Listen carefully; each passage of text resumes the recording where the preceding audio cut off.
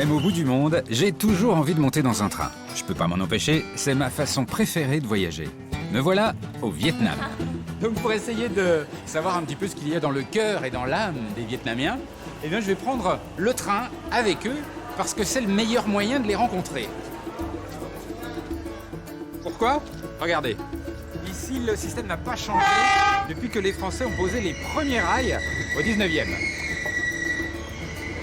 1 mètre de large seulement ici. Chez nous, c'est 1,45 m. Ça veut dire qu'on ne peut pas aller vite. Sinon, ben, ça bouge, ça tangue, c'est pas stable. Le réseau ferré vietnamien est un des plus lents du monde.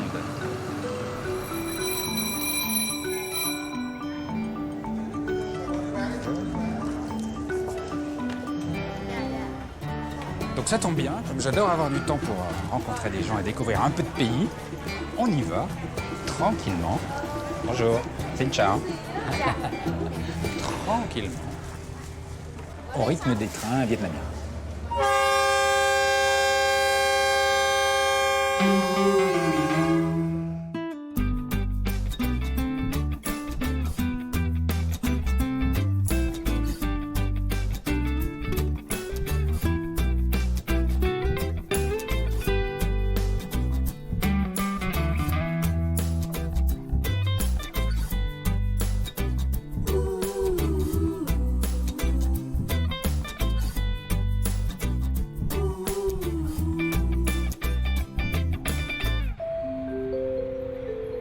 Mon train, je vais le prendre à Ho Chi Minh Ville.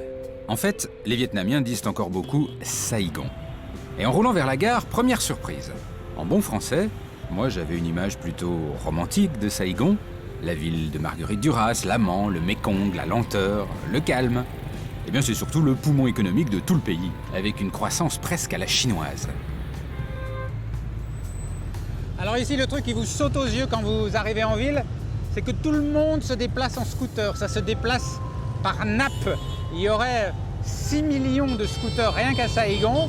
Et ici, c'est les voitures qui se font toutes petites. Alors, ce qui est marrant, c'est que visuellement, on a l'impression que c'est dangereux, que ça se croise de partout. Mais en fait, il y a une espèce de douceur. Et les gens sont cool, ils sont en famille, ils se klaxonnent pas entre eux. Et c'est rigolo. Attends, mais il y a une bonne ambiance en fait.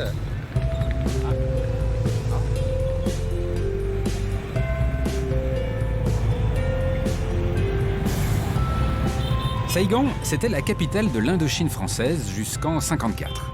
Et dans certains quartiers, elle a gardé un petit côté bourgade provinciale française. Alors ça, vous voyez, c'est Notre-Dame de Saigon, la cathédrale. Alors à l'époque, vous savez, pour les Français, le but c'était d'impressionner les Vietnamiens en leur montrant combien la civilisation française était grande par l'architecture. Et comme on ne rechignait pas devant les moyens à l'époque, chaque brique de l'édifice a été importée de Toulouse. Et vous voyez bien que la première brique a été posée en 1877. Et bien là encore, rouge toulousain éclatant. Ici on croit que c'est la gare, et bien c'est la poste. Voici l'hôtel de ville, l'opéra, un petit air français je vous disais. Et si vous savez bien ouvrir l'œil, il y a plein de petits détails partout qui vous racontent toute l'histoire de la ville. Alors, juste un petit truc vite fait. Alors ça, c'est pour les accros, pour les mordus du train. Regardez bien dans la route, là, ce petit bout de métal que vous apercevez. Et bien ça c'est le tout début. C'est le commencement. C'est le Big Bang. C'est là que tout a démarré. Pardon les scooters. C'est la toute première ligne de chemin de fer du Vietnam.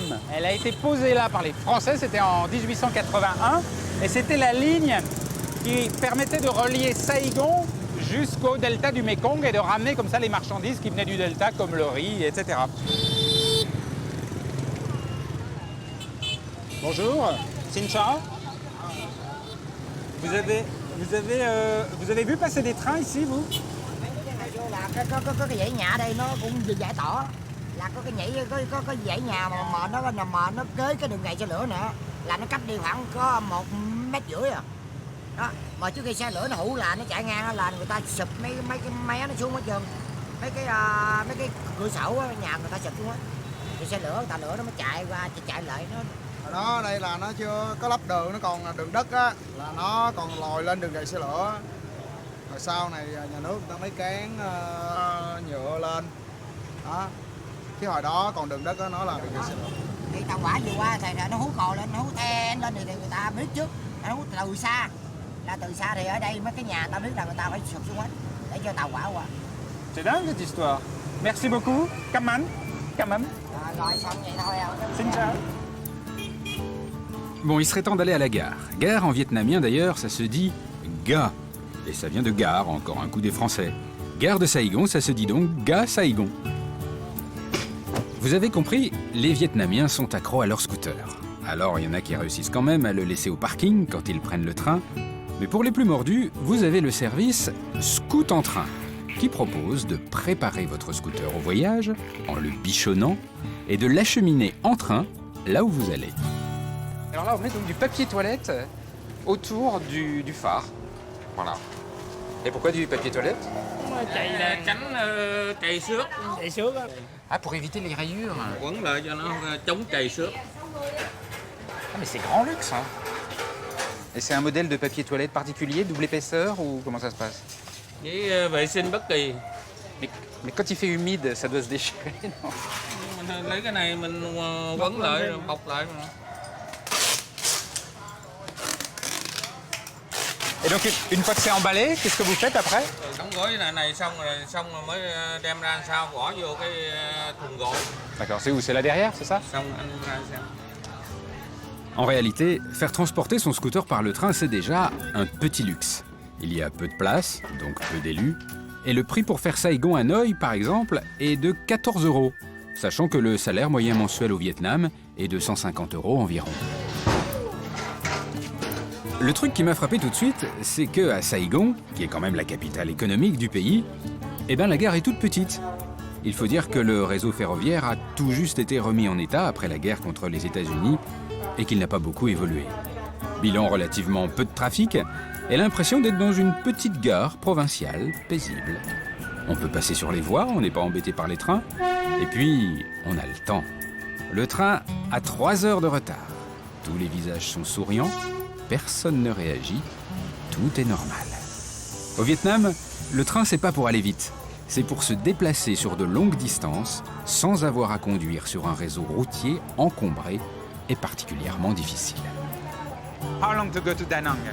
To Đà Nẵng, it's about 20 hours, nearly 20 hours. 20 hours? Nearly 20 hours. You don't have a train faster to go to Faster. Da Nang? Because it's Faster. Let me see. You can travel by SE4, SE6. It's better. Compare this one. it's better than this one? Yeah, reunification train running between Saigon and Hanoi. It's faster and more expensive to travel. This one is cheaper Cheaper compared to to the other one. express train. Okay, I go here. Okay. Okay. You come with me? For the 20 station?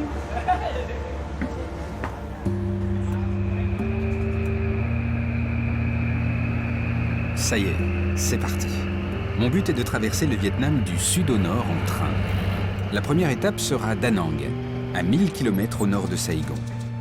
Le train de 13 heures est parti finalement quasiment au coucher du soleil, et rien n'est grave. C'est marrant, quand vous montez dans un wagon, il y a des sourires partout. 17 heures de voyage. C'est long. Enfin bon, ça devrait me laisser le temps de faire 2-3 petites rencontres. Je ressens déjà cette petite excitation particulière quand on voyage en train. Vous savez, on est à la fois content de partir découvrir des endroits inconnus, mais aussi content d'être à l'intérieur du train. Le train qui devient une sorte de bulle, un peu coupée du monde. Donc là, on passe sur le Mekong. Une bulle dans laquelle vous avez enfin le temps de rêver.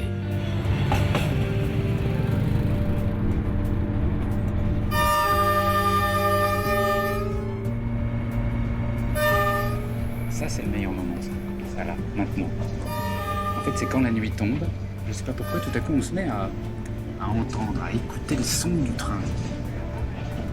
Et en fait, c'est ça qui fait rêver.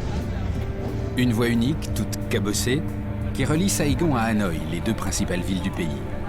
50 km/h, pas plus, je vais enfin avoir le temps de parler, tranquillement, avec les Vietnamiens. Vous étiez en visite à Saigon? Con trai làm trên tàu nó bị đi thăm nó. Il travaille dans le train, comment ça? Nó đang đi trên tàu. Nhưng nó làm bên xe, bên công ty quảng cáo xe. Ah, d'accord. Et du coup, vous voyagez gratuitement? Vẫn phải có tiền. Nhưng mà được tiếp đãi ân cần hơn. Vous êtes accueilli par des sourires parce que vous avez un grand sourire tout le temps. Nụ cười là hòa bình mà. Đúng không? Thân thiện hòa bình. Người Việt có một câu là khi gặp nhau xin hãy kiếm cười. Chỉ có tình thương mới để lại cho đời. Còn lời danh thì như nước chảy hoa trôi. Pourquoi les Vietnamiens ils sont plus forts que les autres dans le sourire? Không, tại vì người Việt Nam thì rõ ràng tình cảm. Phong cảnh Việt Nam nó cũng đẹp, trữ tình nhiều, hình như nó làm cho cái con người Việt Nam nó tình cảm. J'ai l'impression que souvent le sourire, c'est même aussi chez les Vietnamiens une sorte de défense. Quand ils sont embêtés, je ne parle pas de vous, hein, mais quand ils sont embêtés, ils sourient. C'est souvent le premier réflexe. Có nhiều cách cười đúng không? Nhưng mà nếu mà họ biểu hiện nó như một vũ khí thì cái đó là vũ khí dễ thương, nó đâu có giết người đâu, đúng không? Ah, c'est bien. Est-ce que vous pouvez me faire un sourire défensif, là, que je vois ce que c'est? Không, tùy theo hoàn cảnh, chứ làm sao tự nhiên vậy thì nó đâu có được. Bon, alors je vais prendre un air méchant. Nhưng mà rõ ràng cái đó là tôi biết rồi. Ah ouais, il a eu un petit sourire défensif, là. Anh làm vậy chỉ làm tôi thích cười hơn. Très bien, vous aussi, vous me faites rire. Merci beaucoup, quand même. Chất lượng quá. Chuko. Ngủ. Chuko. Ngủ. No. Ngon. Yan. Chuko no yan. Chuko no yan.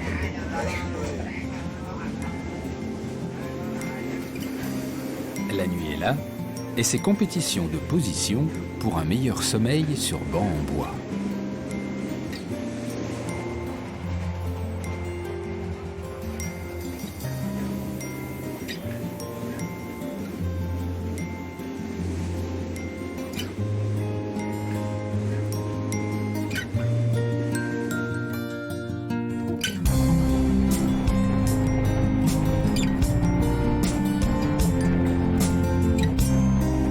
Comme je ne suis pas encore super entraîné pour les nuits sur banc en bois, j'avais l'œil ouvert assez tôt.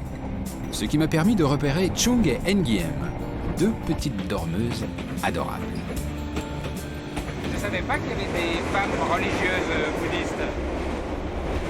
Ở trên thế giới mà ngay cả đất nước khác nữa cũng có. Et pourquoi vous avez eu envie d'être bouddhiste? Vì đi tu vui lắm. Có rất nhiều hạnh phúc và mình có thể chuyển hóa những cái khổ đau ở trong lòng của mình á, và giúp cho người khác. Transformer les douleurs des autres en bonheur. Có nghĩa là mình sẽ giúp họ chuyển hóa những cái khổ đau đó, nhưng mà cũng là tùy thuộc vào tự thân của họ nữa. Et comment on fait?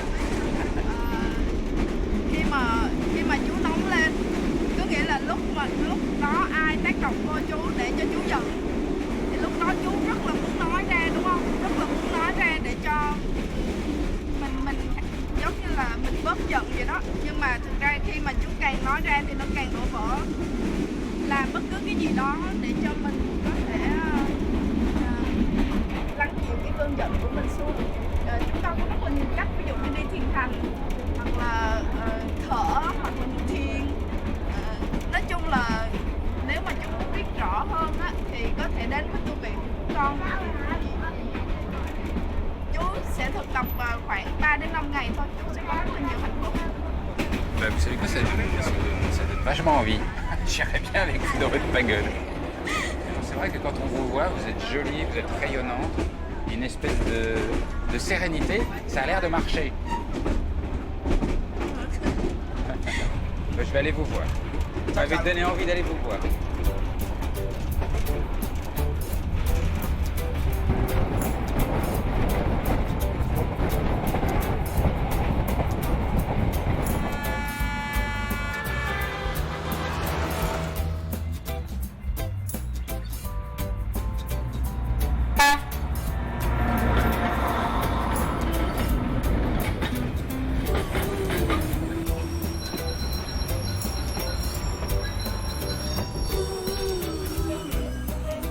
Alors voilà pourquoi les trains sont lents au Vietnam, parce que là, c'est un des rares endroits où les trains peuvent se croiser. Et pourtant, on est sur la ligne principale qui va de Hanoï à Saigon, ou de Saigon à Hanoï.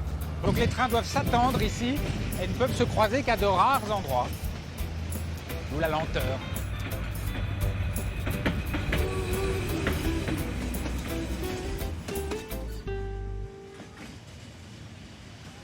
Bon, ça fait 20 minutes qu'on est arrêté, on va essayer d'aller voir ce qui se passe. Toc toc. Oups.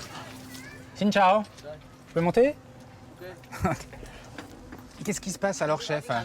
Pourquoi on attend? Tàu kia là tàu thống nhất. Nó chạy suốt từ Nam tới Bắc. Còn cái này tàu địa phương. Ah, ça démarre. On part là? Attendez-moi, ne partez pas sans moi.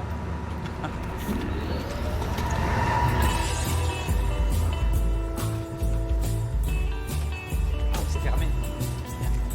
C'est fermé, il pleut en plus. Ah!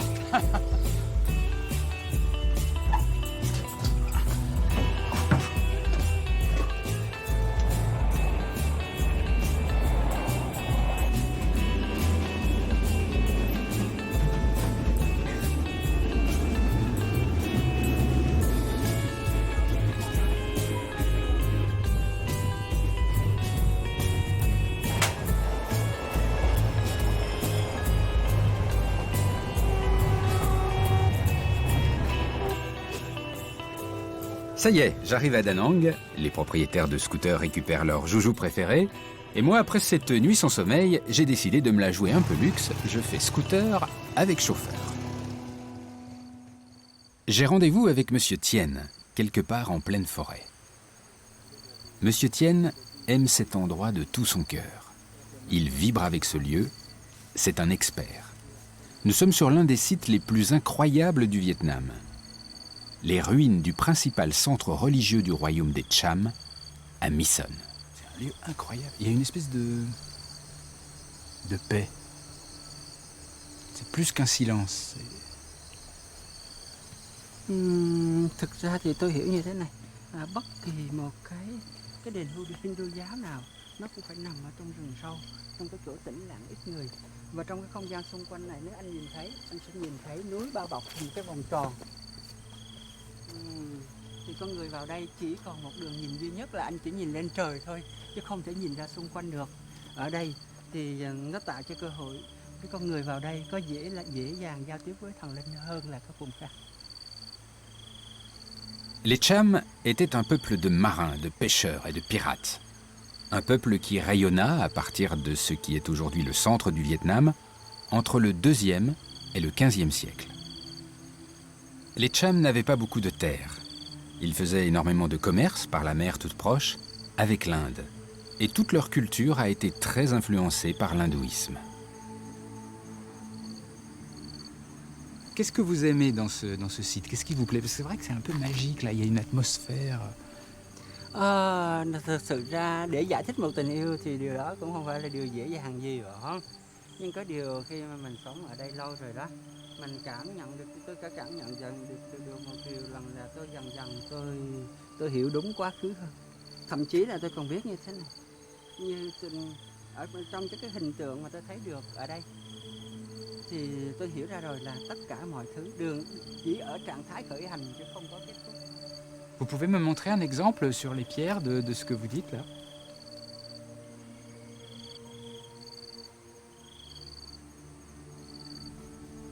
Đây là bức tượng đã hoàn thành, tất cả mọi chạm khắc đã xong và con người thờ cúng đang đứng đúng vị trí. Và ở xa kia chúng ta thấy chưa có con người. Đây này, ở đây chúng ta chưa thấy con người ở đây này, không có con người. Ah oui, oui, c'est vrai. Chúng ta thấy tất cả mọi thứ đều ở cái dạng là mới khởi hành thôi. Et alors pourquoi l'artiste a laissé une œuvre non terminée? Đây là triết lý của Hindu giáo. Người ta sợ sự tuyệt đối. Tại vì khi mà đụng đến tuyệt đối ấy, thì tất cả mọi thứ sẽ chấm hết. Ah, c'est-à-dire qu'il faut pas finir les choses, faut pas aboutir les choses parce que sinon c'est la mort, c'est ça l'idée. Cũng không hẳn là thao tròn là cái chết, nhưng chúng ta chỉ lưu ý nha này. Thực sự ra chúng ta hiểu một cách hình tượng cho dễ là khi mà chúng ta lên tới đỉnh điểm thì chúng ta chỉ còn cái đường đi xuống. C'est pour montrer le sens, c'est une sorte de modèle pour ceux qui regardent. Ça veut dire qu'il faut toujours continuer, c'est ça. Thực ra đến chừng này nó cũng chưa là đủ nghĩa đâu.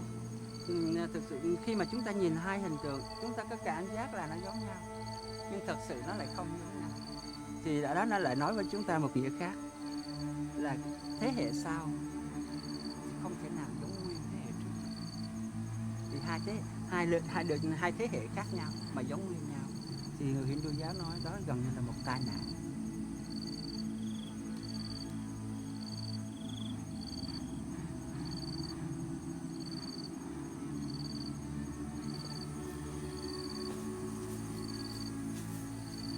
Được tạt xong rồi, còn đây là cái đệm, còn ở dạng mới phát thảo. C'est pareil. Bất kỳ chỗ nào, nếu có bất kỳ cái di tích Hindu nào ở vòng quanh Việt Nam, mặt ngoài nó không bị phá, thì chúng ta vẫn tìm được cái này, chứ không phải riêng gì ở đây. Đây là nó là tính phổ biến của triết lý, chứ nó không phải là sự đổi thay của đời sống vật chất.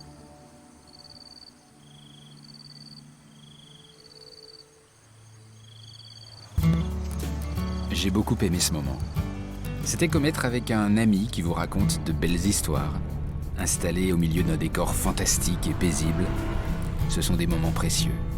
Je repars tout doucement vers la gare de Da Nang, en longeant la mer, suffisamment doucement d'ailleurs pour toujours laisser la place à d'éventuels petits imprévus.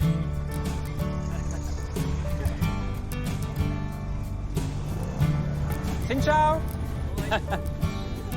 Qu'est-ce que vous faites là? Mais comment, c'est pas dangereux ce panier là? Je peux venir vers toi, je peux venir pêcher?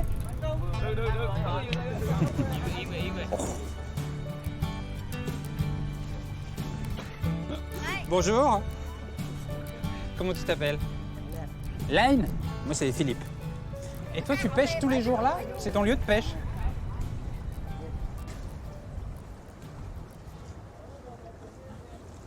Mais et c'est d'une stabilité, regardez. Pof, pof, pof, pof, pof, pof, pof. Ça m'épate. En fait, on a l'impression que c'est une coquille d'œuf, mais ça... Hein? Et alors, comment tu pêches? Comment tu fais? Qu'est-ce que tu mets dedans, là? Et la farine, ça attire les poissons.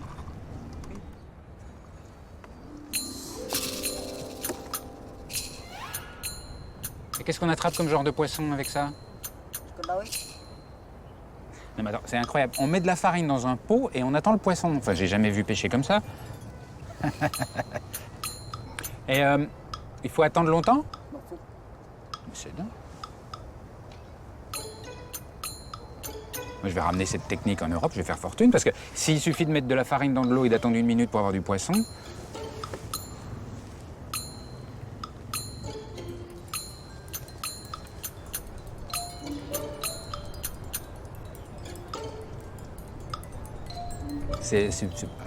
ça fait plus d'1 minute, là. Hein. Ah, ils n'ont pas faim aujourd'hui? Ah bah mince, on n'a pas de bol. Mais je sais pas, et si on secoue un peu le bateau, ça les attire? Ça fait un peu de mouvement?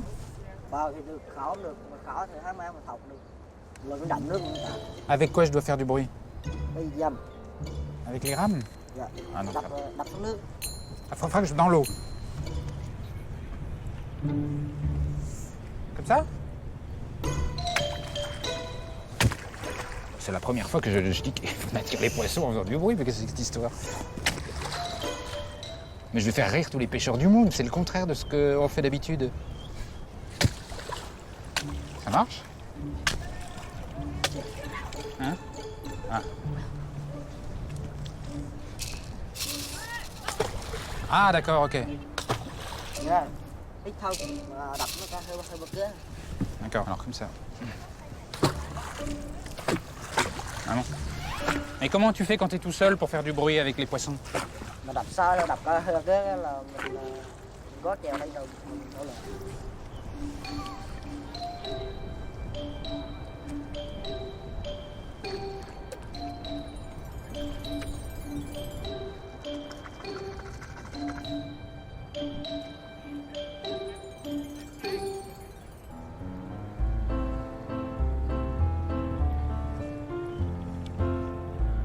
À À quoi tu penses pendant que t'attends et que ça mord pas?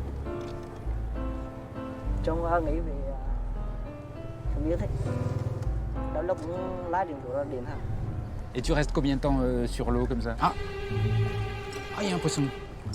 Oh la vache, mais ça marche en plus. Hein. Ah, un poisson. Mais c'est bon ça? Ngon. Cái ăn ngon. Ah bon? Et comment tu vois si c'est une femelle? Không biết đấy. Đó hệ là cưới không á? Ah d'accord, ok. Donc on va être obligé de le partager à deux, ça, parce qu'il commence à faire faim.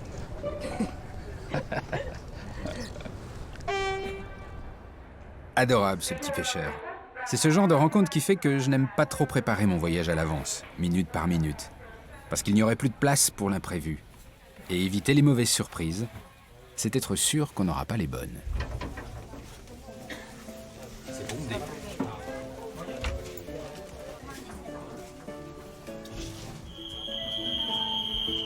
Direction Hue, la cité impériale.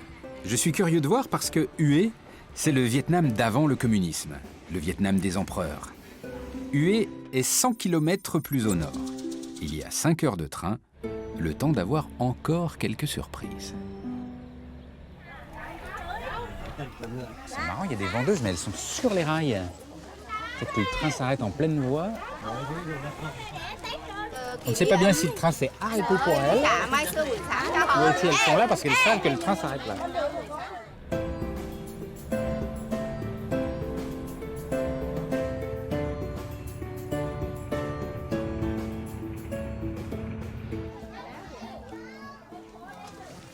C'est à nouveau arrêté et à nouveau il y a les vendeuses. Mais alors je ne comprends pas d'où elles viennent. Ah, c'est fou ça quand même. On est en race campagne et elles sont là et c'est les mêmes. Donc elles sont montées dans le tram et je sais pas où. Là le train repart et elle remonte.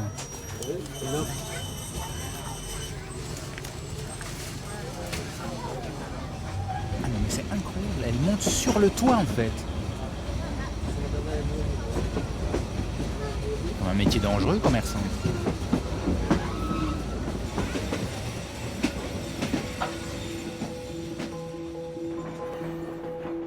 Ces petites vendeuses, en fait, sont hors la loi. Elles sont une trentaine environ. Elles n'ont pas le droit de faire leur commerce et sont obligées de se cacher pendant les trajets. Si elles montent dans le train, elles sont immédiatement chassées. Ce sont des jeunes filles pauvres des environs qui opèrent toujours sur le même tronçon. Une portion de voie sinueuse où le train s'arrête souvent.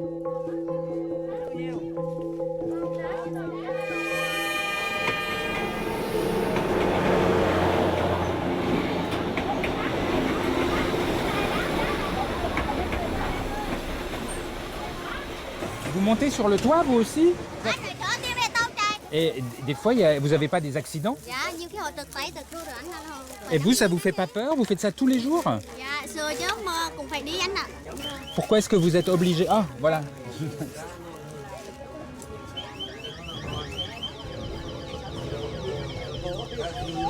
Ah, elles sont courageuses, c'est incroyable. Elles sont discrètes, n'aiment pas trop parler devant les caméras et ont toujours le sourire. C'est un petit peu triste quand même d'être obligé de prendre autant de risques pour gagner sa vie, non? Vous ne trouvez pas? Nói chung là có nhiều người họ có một cái nghề nghiệp nhưng mà thấy như là kiểu như đại khái là người ta thu nhập ít, người ta cần làm cái đó thu nhập cao hơn vì kinh tế gia đình á. Vous le feriez, vous? Có. Nói chung là mỗi người ta mình có nghề nghiệp thì mình thấy làm nó sợ.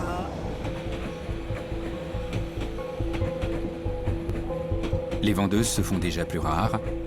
Nous quittons leur secteur. Elles doivent être déjà sur le toit d'un train de retour.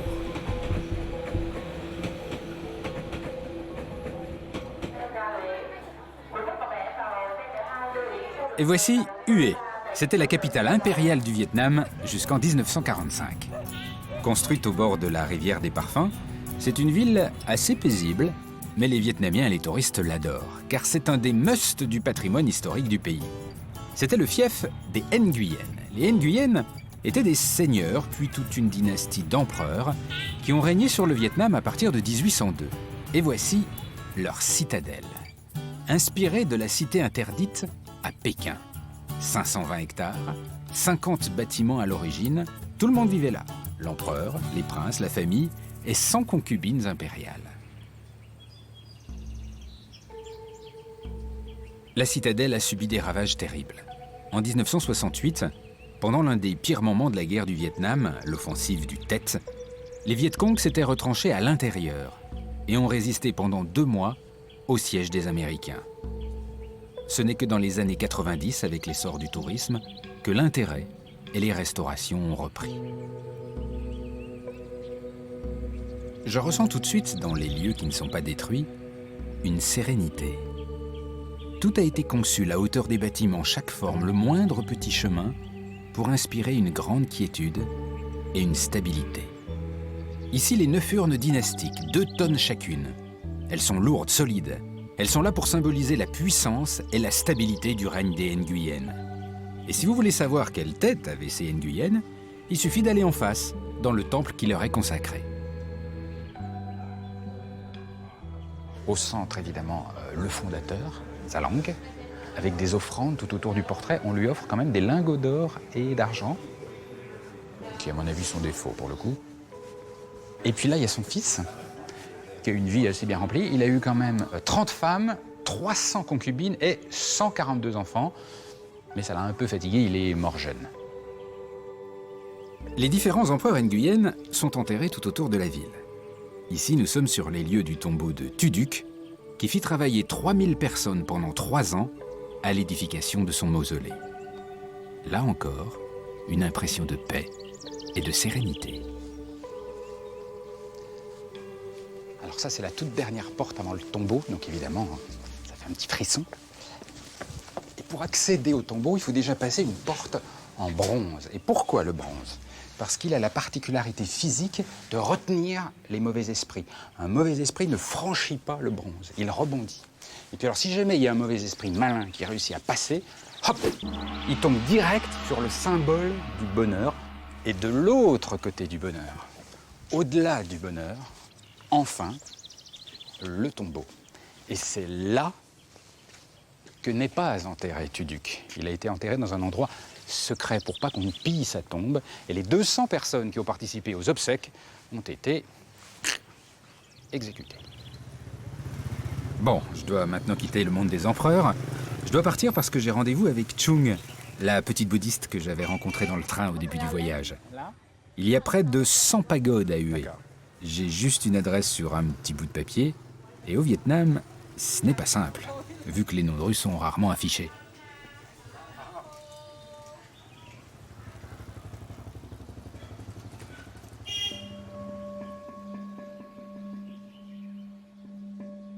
Je me dis que j'ai beaucoup de chance de pouvoir être convié dans un endroit pareil. Rentrer dans l'intimité d'un monastère de religieuses au bout du monde est une chose rare. Et tout ça juste parce qu'on a sympathisé sur le banc d'un train à la sortie de Saigon. Je suis vraiment curieux de savoir à quoi ressemble la vie de Chung et de toutes les sœurs. Et ici, c'est un monastère? C'est ton monastère? Dạ, ở phía trên đây là nơi con học. Bây giờ thì con đang nấu ăn. Qu'est-ce que tu nous prépares? Đây là món mì xào, đây là nước để nấu canh. Et tu aimes bien faire la cuisine ou pas trop? Dạ thích. Si? Ở đây nấu ăn là một nghệ thuật. De l'art? Comment ça? Dạ, khi mà nấu ăn á, ở đây mình cũng nấu với người ta nhưng mà khi mà nấu ăn á là mình phải đặt hết cái tấm lòng của mình vô cái món mà mình đã nấu. Và cái món của mình nấu không nhất thiết là phải ngon nhưng mà nó cần có đủ cái hạnh phúc và niềm vui trong khi mình nấu ăn thì cái người ăn họ mới cảm nhận được cái bình an và cái thức ăn mình nấu ra nó mới lành.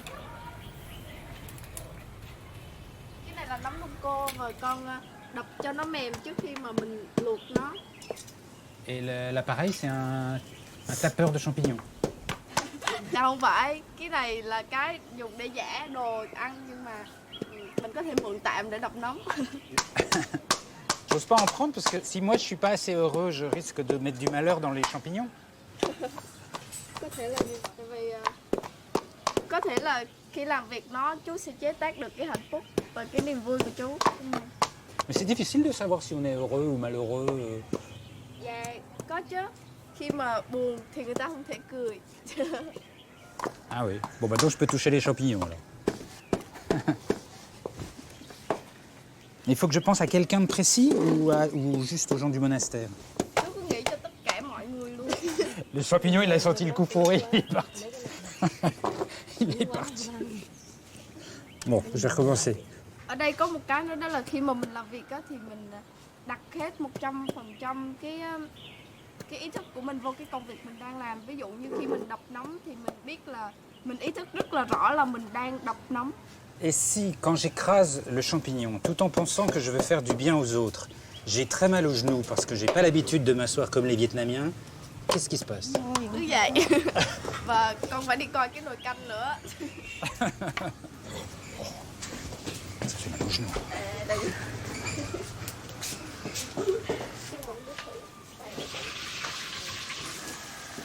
Donc ça, c'est une soupe 100% bonheur. Elle doit être bonne.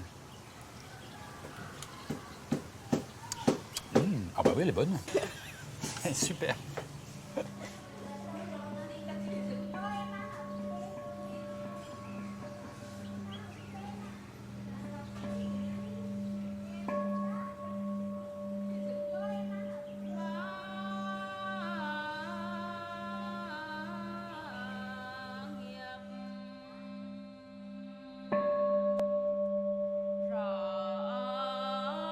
C'est le moment de la méditation. C'est un rituel accompli plusieurs heures par jour par ces 50 femmes qui sont souvent arrivées très jeunes à la pagode. Certaines sont arrivées dès l'âge de 12 ans, et comme je trouvais que c'était un peu jeune pour faire le choix d'une vie monacale, la plupart m'ont répondu que si elles avaient pu entrer plus jeunes encore, elles l'auraient fait, car un esprit plus jeune s'adapte plus facilement, il est plus perméable aux enseignements qui doivent les conduire sur le chemin de la sagesse.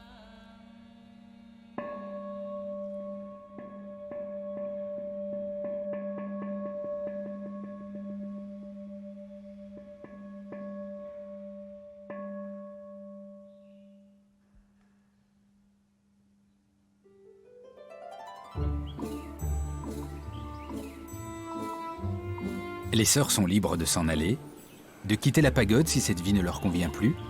Elles ne sont pas cloîtrées et peuvent même revenir si elles regrettent.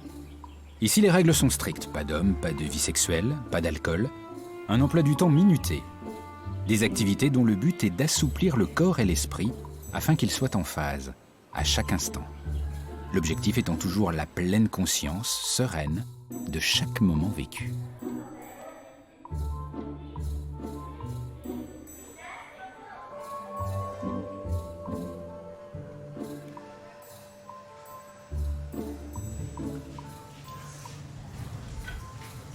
C'est l'heure du... Ah oui, c'est l'heure du repas. Đây là cái chiều của đại chúng, còn hôm nay là đại chúng đang ăn tối. C'est très silencieux. Dạ, ăn cơm thì im lặng và không có nói gì hết. Dạ. Et ça, c'est le self. Mais il n'y a que 3 casseroles pour 50 personnes. Dạ, tại vì buổi chiều tụi con ăn rất là ít. Như chú thấy á, một nồi cơm mà còn đến bấy nhiêu lần để dễ ngồi thiền. Bon pour la diète, ça. Et donc, si on mange trop, on ne peut pas réfléchir. Đúng rồi, mình sẽ cảm thấy rất là khó thở. Mais vous n'avez pas faim la nuit, ça ne sert pas là? Dạ không, tại vì tụi con đã quen rồi. Et les journées, c'est de quelle heure à quelle heure alors en gros? Một ngày của con bắt đầu từ lúc 3h30 sáng cho đến 10 giờ tối. 3h30, 22h? Mais vous dormez pas beaucoup? Dạ. Donc on mange pas beaucoup et on dort pas beaucoup. Tout à coup, je ne sais plus si j'ai envie de devenir bouddhiste. Chum, c'était un super plaisir de te rencontrer dans ce train. Con cũng hân hạnh được gặp chú. Parce que tu as un visage tellement rayonnant, tellement heureux, tellement souriant que, je sais pas, il y a une paix avec toi. Tức là nhờ sự tu tập. Alors, qui nous a fait nous rencontrer dans le train? C'est Bouddha? C'est Dieu? C'est qui? Cái này là chắc là do duyên. Mais écoute, je te souhaite plein de bonheur. J'espère que tu resteras aussi heureuse et rayonnante comme ça toute ta vie. Cảm ơn chú. Chúc chú cũng có nhiều niềm vui và hạnh phúc trong cuộc sống. Và một điều quan trọng nữa đó là bất cứ khi gặp vấn đề gì chú cũng nên mỉm cười. Sáng thức dậy thì mỉm cười. D'accord. Pour faire ça, je penserai à ton sourire et à ton regard. Carmen, merci beaucoup. Merci beaucoup. Merci beaucoup.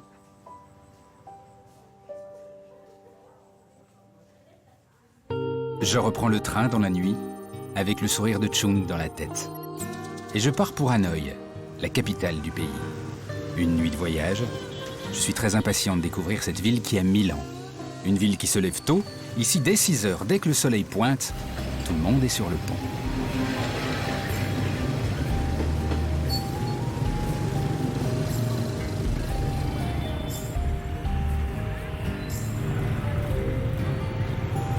Tous les trains qui sortent de la gare de Hanoï, la capitale du pays, doivent passer par ce portail, par une voie unique. Elle est là.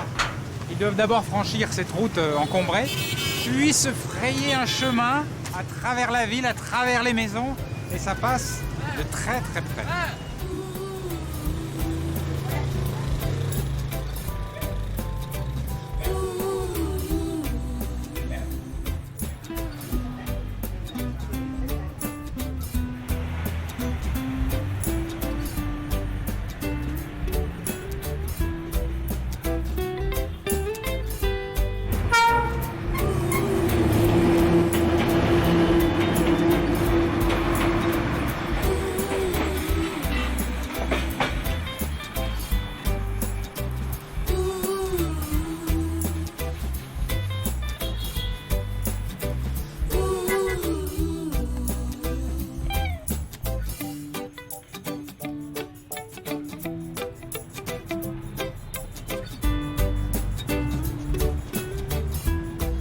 C'est quoi l'avantage et l'inconvénient de vivre ici au bord des rails? Ngắm được ngắm tàu nó rất đẹp anh ạ.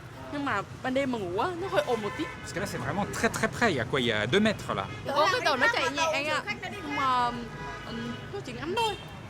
Những cái tàu dài mà chở hàng thì nó mới ồn. Ah d'accord. Et les passagers, vous arrivez à leur faire un petit signe, à échanger quelque chose quelquefois ou pas du tout? Có ạ. C'est vrai? C'est vrai? Et ils répondent? Như thế này này. Ah, vous envoyez des bisous? Et est-ce que le chauffeur du train fait attention à vous si vous êtes en train de marcher sur la voie? Est-ce qu'il ralentit? Est-ce qu'il vous prévient? Ui ôi. Ôi ôi, đi ngang qua đây nè. Họ nhắc cái một phát giật bắn cả người. Anh ơi, tàu của anh.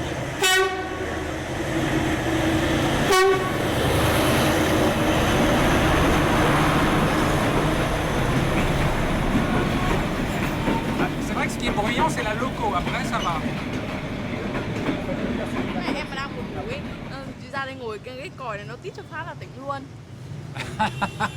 Ah d'accord, c'est votre réveil matin. C'est une façon de mettre la journée sur les rails en fait. Vâng, chính xác.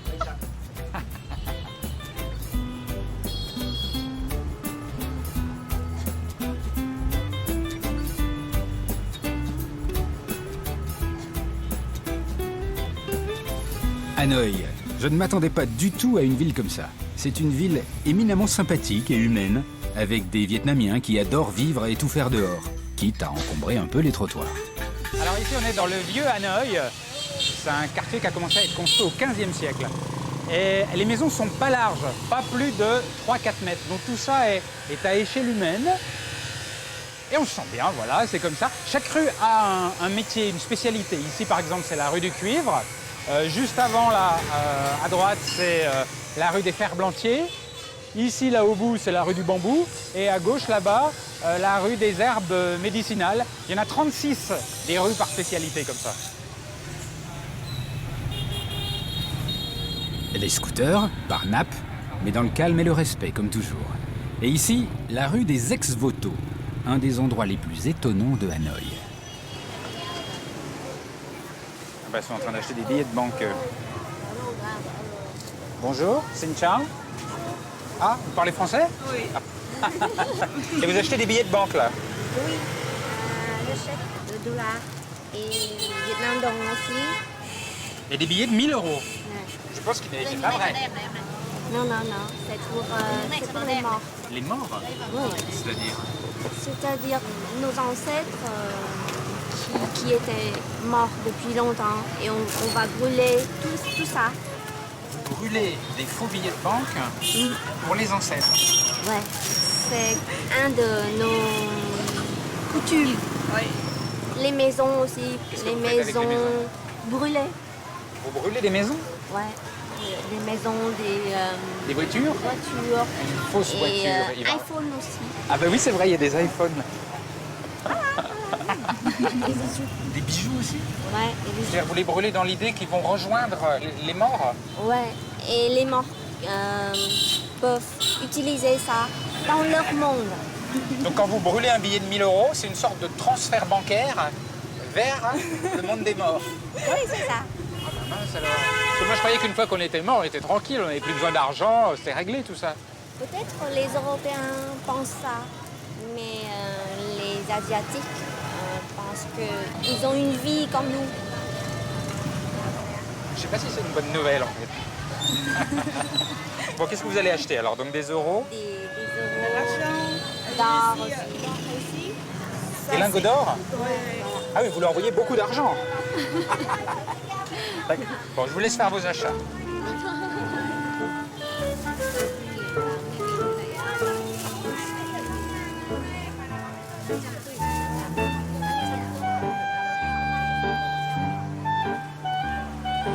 Je peux aller avec vous?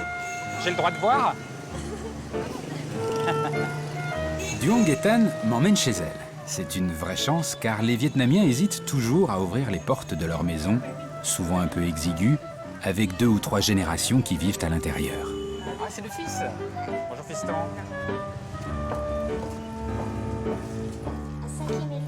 5e étage.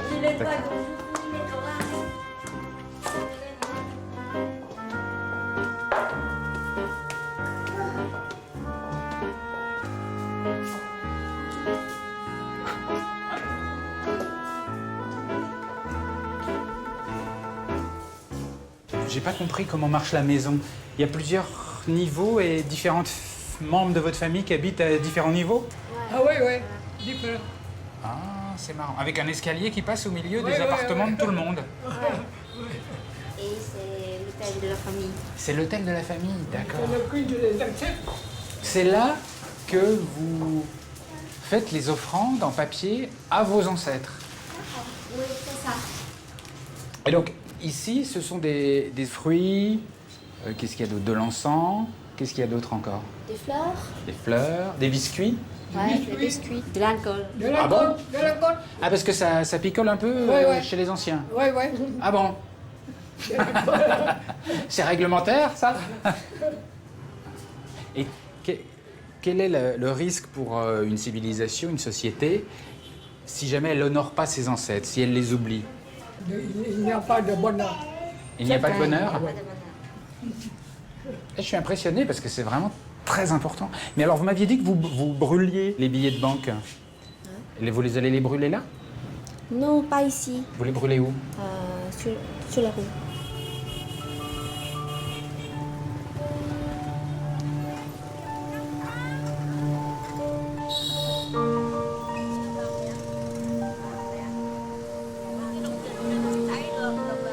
Et vous avez une pensée pour votre ancêtre quand vous faites ça ou vous brûlez juste comme ça? On pense ou on ne pense pas.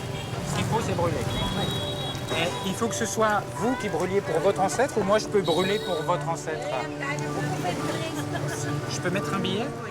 Parce que je brûle rarement des billets de 100 €. Donc, bon, je rappelle que ce sont des faux. Hein.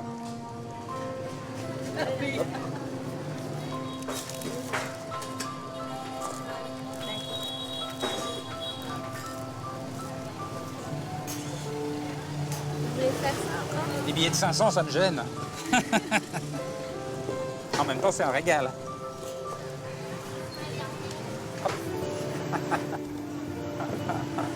En fait, si vous regardez bien dans la rue, tout le monde trouve ça normal. C'est normal. C'est normal. Toutes les familles font comme ça. Comment est-ce que vous savez si les ancêtres sont contents de ce qu'on leur donne? Quand le feu est très fort, ils Ah oui? sont contents. Ah ben là, ils sont ravis là. Ouais. C'est marrant parce que moi, quand je vous vois là, tous avec les ancêtres, le grand-père, vous, me demande si tout ce lien très fort avec la famille, c'est pas un des secrets du sourire vietnamien. Est-ce que c'est un peu un secret de bonheur, ça, vous pensez? Oui, je pense. Vraiment? Et je pense que ça donne la force des Vietnamiens. Ça donne la solidarité entre les membres dans la famille et même dans la communauté. Et ça donne la force, je pense. Voilà, mon voyage au Vietnam se termine là, à Hanoï, sur ces petits instants de vie. Ce que j'ai adoré dans ce pays, c'est qu'au détour de chaque rencontre, de chaque petit échange, j'ai eu l'impression de pouvoir toucher facilement à quelque chose d'un peu profond. Comme si la quête du bien-être, de la bonne relation avec l'autre, était ici une préoccupation juste normale, quotidienne. Je crois que dans le cœur vietnamien, sourire, le plus souvent possible, ce n'est pas seulement essentiel pour l'autre, c'est aussi très important pour soi. Sourire est un moyen de jeter sur les événements et les rencontres une sorte de filtre de paix. Le sourire, c'est leur lunette rose.